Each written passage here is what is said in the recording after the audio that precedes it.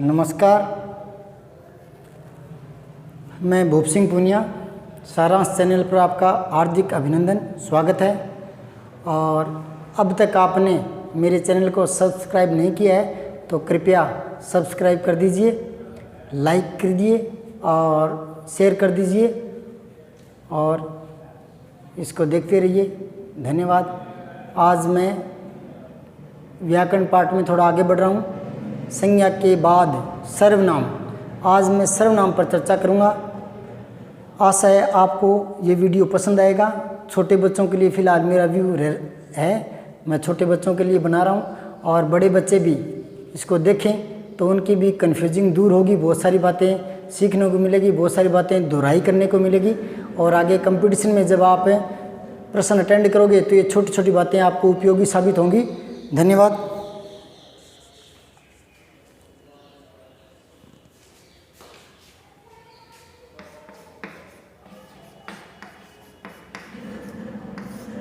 सर्वनाम,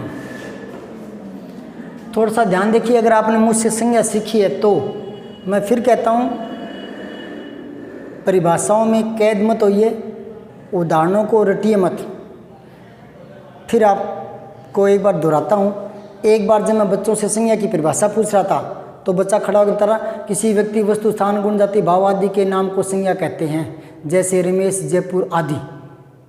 अब दूसरे बच्चों ने चूंटी काटी कि जयपुर नहीं है, दिल्ली है, दिल्ली, मैडम ने दिल्ली लिखाया है। कहने का मतलब ये है कि बच्चे जो टीचर लिखवा देते हैं ना परिभाषा या उदाहरण, उनको रट लेते हैं।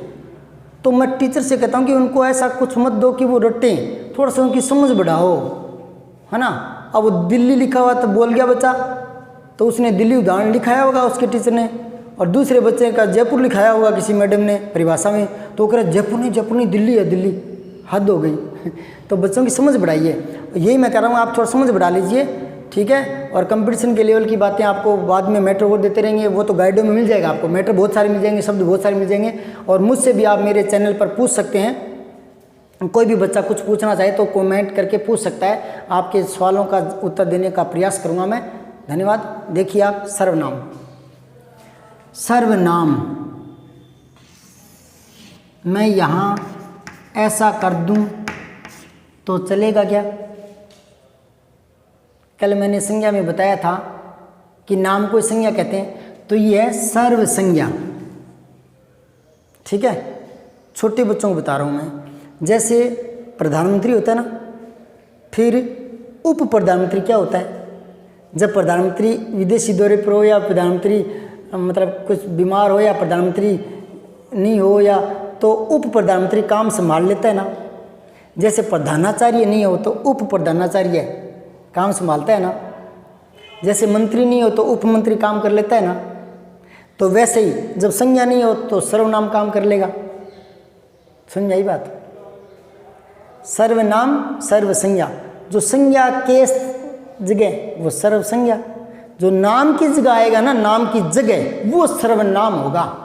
नाम, मैंने पहले कहा था नाम हर चीज़ का होता है। तो जैसे भूप सिंह पूनिया,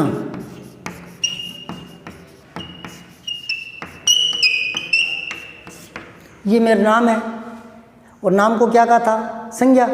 तो ये संज्ञा है, ये संज्ञा शब्द है। अब इसकी जगह मैं ये लिख सकता हूं क्या? सुनो, भूप सिंह पूनिया आपको हिंदी पढ़ा रहा है, इसकी जगह मैं ये कह सकता हूँ क्या? मैं आपको हिंदी पढ़ा रहा हूँ, कह सकता हूँ ना। तो वही भूप सिंह पूनिया, वही मैं। तो भूप सिंह पूनिया तो नाम था और मैं सर्वनाम है। समझ गए ना? जो नाम की जगह आ रहा है ना, वो सर्वनाम है। अब जैसे मान लो ये रमेश है, मैं कह दूँ रमेश खड़ा हो, तो रमेश तो नाम है ना, व्यक्तिवाचक। मैं कह दूँ तुम खड़े हो, तो रमेश ही तो है ना, वो तुम है। तो रमेश की जगह तो आ गया ना तुम है। तो रमेश तो था संज्ञा, तुम है सर्व संज्ञा। रमेश तो था नाम और तुम है सर्वनाम। भी प्रधानमंत्री उप प्रधानमंत्री पद तो वही है ना, प्रधानाचार्य उप प्रधानाचार्य काम तो वही है ना। तो जो काम संज्ञा करे वो सर्वनाम। जैसे पंकज दौड़ रहा है, तो पंकज तो नाम है ना, मैं कह दूँ वह दौड़ रहा है तो वह सर्वनाम हो गया, नाम की जगह रहे ना, नाम की जगह रहे तो सर्वनाम हो गया। अब यहाँ पर समझ आता है कि क्यों जरूरत पड़ती है, तो उप प्रधानाचार्य क्यों जरूरत पड़ती है, उप मुख्यमंत्री क्यों जरूरत पड़ती है, उपमंत्री की जरूरत क्यों पड़ती है, तो वैसे ही सर्वनाम की जरूरत पड़ती है। मैं थोड़ा सा बता रहा हूँ। एक तो कन्फ्यूजिंग दूर करने के लिए भी सर्वनाम का प्रयोग करते हैं। कैसे? क्लास में कई लड़के बैठे हैं, आगे आगे बैठा है धीरज, और मैं धीरज को ही बोल लूँ कि अरे धीरज, कल धीरज के पापा बस स्टैंड पर क्या कर रहे थे, तो ये चक्कर में पड़ जाएगा कि कौन से धीरज के, एक तो धीरज मैं खुद ही हूँ, सर कौन से का पूछ रहे हैं, कन्फ्यूजिंग हो गई।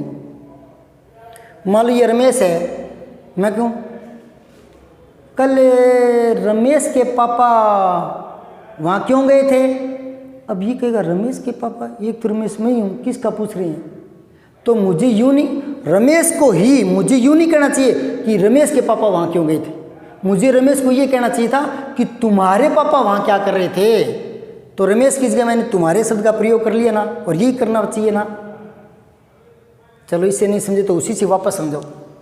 भूप सिंह पूनिया आपको पढ़ा रहा है, जब भूप सिंह पूनिया मैं ही तो हूँ, तो फिर भूप सिंह पूनिया क्यों बोल लूँ, यूँ कह दूँ कि मैं आपको पढ़ा रहा हूँ, तो भूप सिंह पूनिया नाम, मैं सर्वनाम। एक तो ये हो गया, कन्फ्यूजिंग दूर हो जाती है। अब आपको मैं खुद ही भूप सिंह पूनिया हूँ, मैं ही आपको कहूँ कि आपको भूप सिंह पूनिया पढ़ाएंगे कल, तो वो तो कोई और लगेगा ना, तो मुझे यूँ कह देना चाहिए कि कल भी मैं ही पढ़ाऊँगा, मैं, तो ये मैं सर्वनाम हो गया, क्योंकि भूप सिंह पूनिया नाम था, नाम की जगह मैं कर रहा हूँ। समझ रहे हो ना? बस छोटी सी बात है, रटो मत, परिभाषाओं को मत रटो, रटन प्रक्रिया से बाहर निकालना ही मेरा उद्देश्य है, और फिर मैटर तो और मिल जाएगा, तैयारी और हो जाएगी। मूल टॉपिक को समझ लो आप। मैटर लेने के लिए गाइडें बहुत है बाजार में, दुनिया भर की गाइडें, पढ़ते रहो, पहले मूल टॉपिक को समझ लो, यही मेन चीज़ है। ये एक बार और बताऊँगा मैं, समास करवाऊँगा तब, उस टॉपिक में ज़रूर समझना, तब आपका और कन्फ्यूजिंग आपकी दूर होगी कि क्या है और हमें क्या करना है, हमने आज तक क्या सीखा था गुरुजनों से, परिभाषाओं से, कैसे क्लासों में, और अब हम कंपटीशन में जा रहे हैं तो उन परिभाषाओं से बाहर आना पड़ेगा, तभी कंपटीशन में कदम रख पाएंगे, है ना। तो समास कराऊंगा तब आपका और दिमाग खुलेगा। जिस दिन मेरा समास का टॉपिक हो ज़रूर सुनना, कन्फ्यूजिंग सारी दूर हो जाएगी उस दिन। अच्छा, अब एक तरीका और, एक कारण और बता रहा हूँ कि समास की जरूरत क्यों पड़ी, कि जब हर वस्तु का नाम है, नाम से ही काम चल रहा है, तो सर्वनाम क्यों आए भी, है ना। एक तो कारण समझ आ गया भी, भूप सिंह कहना अजीब सा लगता है, मैं कह दूं तो ठीक है ना। एक तो ये था। दूसरा ये है कि सर्वनाम से सुगमता आ जाती है, कन्फ्यूजिंग तो दूर होती है, सरलता भी आ जाती है। सरलता कैसी आती है वो और सुन लीजिए। मैं एक लंबा सा नाम सुन लेता हूँ, कोई भी। सूर्यकांत त्रिपाठी निराला मेरा मित्र है, सूर्यकांत त्रिपाठी निराला दिल्ली रहता है, सूर्यकांत त्रिपाठी निराला कल लौट कर आएगा, सूर्यकांत त्रिपाठी निराला कल मेरे घर भोजन करेगा, सूर्यकांत त्रिपाठी निराला कल लौट कर चला जाएगा, सूर्यकांत त्रिपाठी निराला। दिक्कत आ रही है ना, सुगमता नहीं हो रही ना। तो एक बार बोलो, सूर्यकांत त्रिपाठी निराला मेरा मित्र है, वह दिल्ली रहता है, वह कल यहाँ आएगा, वह कल भाषण देगा, कल मेरे घर पर भोजन करेगा, और वह परसों लौट कर चला जाएगा। तो वह कौन है? वह सूर्यकांत त्रिपाठी निराला के लिए तो कह रहा हूँ ना। तो सूर्यकांत त्रिपाठी निराला तो नाम था, वह सर्वनाम हो गया, है ना। तो सुगमता की भी आती है, क्लियरिटी भी आती है, कन्फ्यूजिंग भी मिटती है, इसलिए नाम की जगह सर्वनाम आ गया। वापस वही बात, भूप सिंह पूनिया कह दूँ या मैं कह दूँ, रमेश खड़े जाओ, तुम खड़े जाओ, समझ गए ना। तो वही संज्ञा वही सर्वनाम सुगमता के लिए प्रयोग में ले लिया। अब बात आती है भेदों की।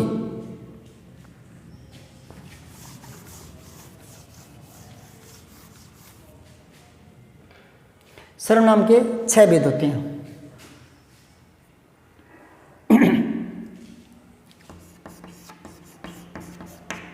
पुरुषवाचक सर्वनाम,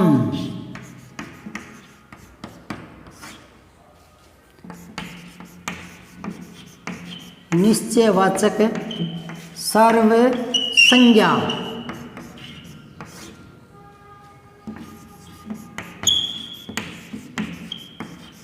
अनिश्चयवाचक सर्वनाम में, समझ रहे हो क्या आप? एक ही बात है।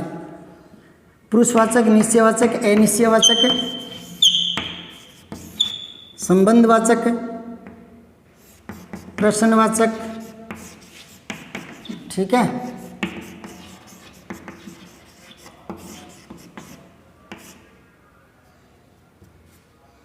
संबंधवाचक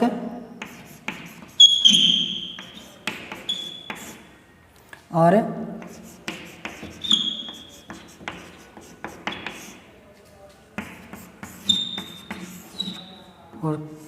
चौथा नंबर है निजवाचक।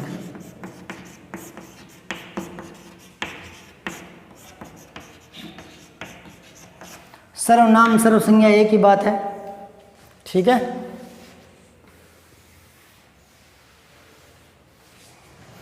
ये 6 है।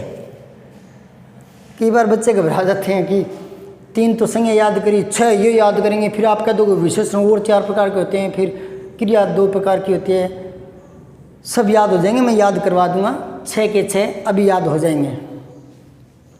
सबसे पहले मैं चलता हूं पुरुषवाचक पर। तो पुरुषवाचक समझो, पुरुष, पुरुष से मतलब आदमी से नहीं है, ठीक है ना। जैसे मैंने कल संज्ञा में बताया था, व्यक्ति का मतलब केवल आदमी से नहीं होता, व्यक्ति का मतलब इंडिविजुअल होता है। जैसे एक स्थान का नाम हो या एक जगह का नाम हो या एक चीज़ का नाम हो पर्टिकुलर, तो वो व्यक्तिवाचक होता है। तो वैसे ही पुरुषवाचक सर्वनाम कौन सा होता है?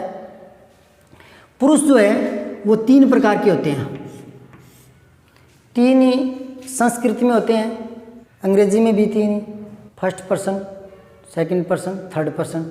ऐसे ही आपके हिंदी में है तो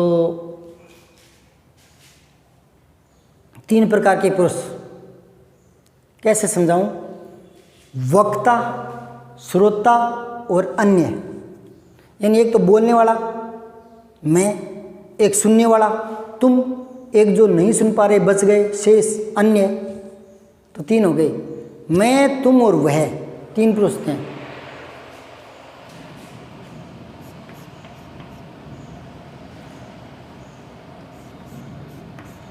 प्रथम पुरुष, मध्यम पुरुष, अन्य पुरुष।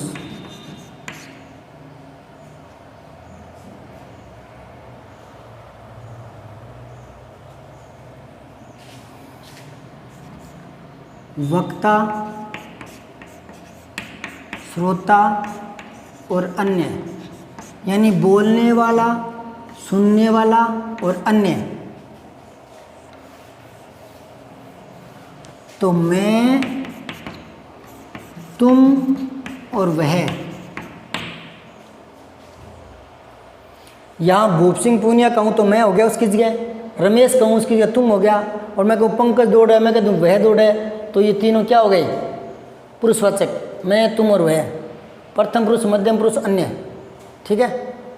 अब आई बात है, ये चीज़ समझ में आई क्या? जो बोल रहे हैं ना उसका नाम नहीं लोगे, उसकी जगह मैं लिख दोगे, है ना। या जो सुन रहा है उसकी जगह उसका नाम नहीं लोगे तो तुम लिख दोगे, तो ये सर्वनाम हो गया ना। ऐसे ही जो अन्य आदमी है उसका नाम नहीं लोगे तो नाम की जगह वह लिख दोगे, तो ये सर्वनाम हो गया। नाम की जगह तो आ रहा है ना, ये 3 हो गए। याद हो गया होगा शायद, ज़्यादा बड़ी समस्या वाली बात नहीं है इसमें। हाँ, तो पुरुषवाचक समझ में आया। अब है निश्चयवाचक, मतलब जिसमें निश्चितता, श्योरिटी हो। जैसे कोई कहे कि यार वो क्या गाय है कि गोद है, क्या है वो, तो वह गाय है, निश्चितता बताता है। क्या वो रमेश है या सुरेश है? वह सुरेश है, निश्चितता बताता है। यह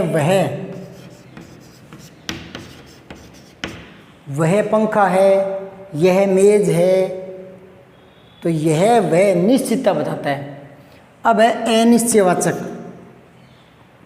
अगर ऐसे आपके समझ में कम आ रही है तो मैं एक वाक्य लिखकर समझाता हूँ।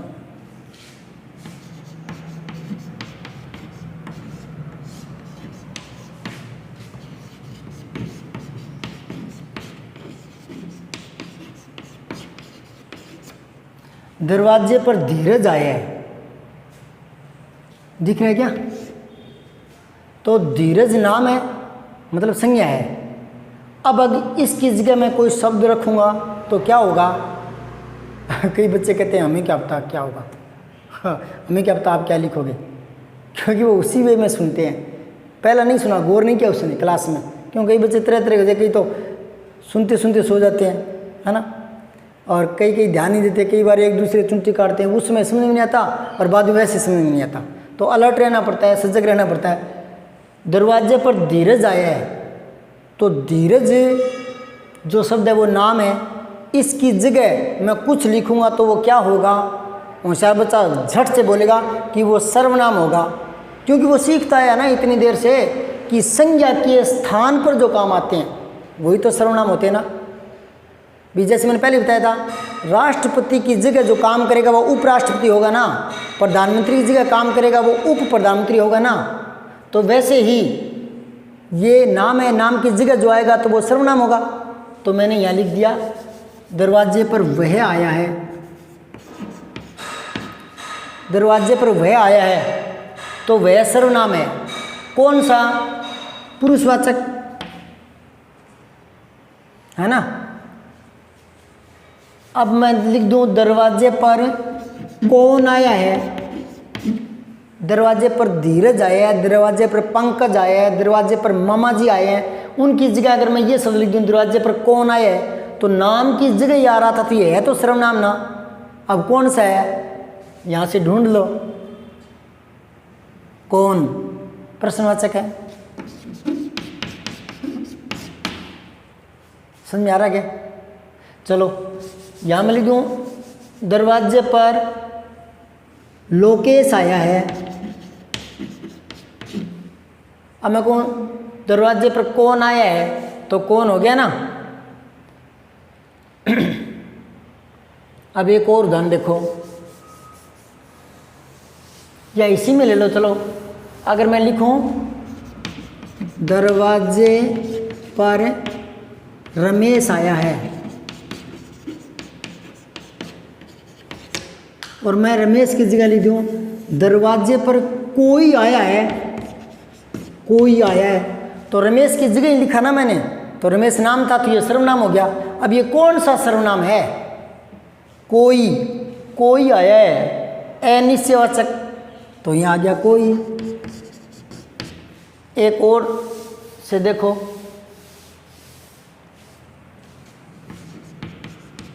बस्ते में आम रखे हैं। आम नाम है ना कोई चीज़ का, नाम को संज्ञा कहते हैं ना, और संज्ञा के स्थान पर जो काम आएगा वो सर्वनाम होगा ना। भी ये कोई चीज़ का नाम ही तो होगा। ये आम नाम है ना, तो नाम को संज्ञा कहते हैं। अब इसकी जगह मैं कुछ भी लिखूंगा तो वो सर्वनाम होगा। कौन सा होगा वो देख लेंगे। मैं कई बार क्लास में कहता हूँ, कोई कार वाला जा रहा था, एक औरत भद्दा सा डोल, नाक बह रहा, आँख बह रही, मुंह में पानी सा आ रहा था, तो उसने कहा सेफा भाई राम राम।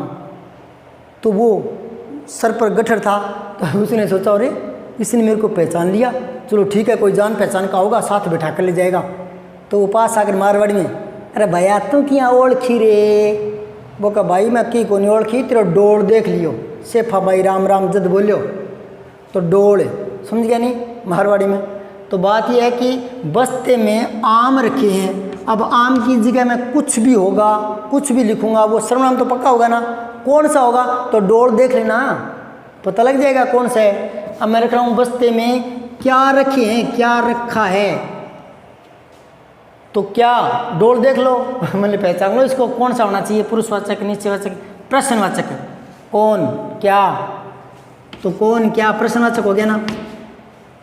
अब मैं लिख दूं बस्ते में कुछ रखा है।